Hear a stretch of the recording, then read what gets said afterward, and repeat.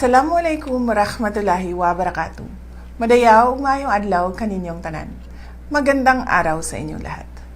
Sa pagdiriwang natin ng kapistahan ng Black Nazarene, muling binibigyang diin ang ating matibay na pananampalataya bilang mga Pilipino.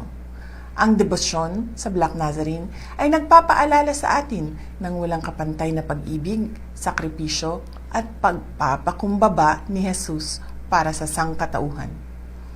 Sa bawat taon, ang bawat hakbang na tinatahak ng mga deboto sa kabila ng hirap at pagsubok ay nagpapatibay sa ating pananampalataya. Ang pista ng Itim na Nazareno ay hindi lamang isang selebrasyon ng nakagisnan na tradisyon. Isa itong panawagan upang pagnilayan ang ating mga pagkukulang, humingi ng tawad at magpasalamat sa lahat ng biyayang natanggap. Naway magsilbing inspirasyon ang Itim na Nazareno upang patuloy nating isabuhay ang turo ng pag-ibig at pagtitiwala sa plano ng Diyos. Mahalin natin ang Pilipinas para sa Diyos, sa bayan at sa bawat pamilyang Pilipino. Syukran.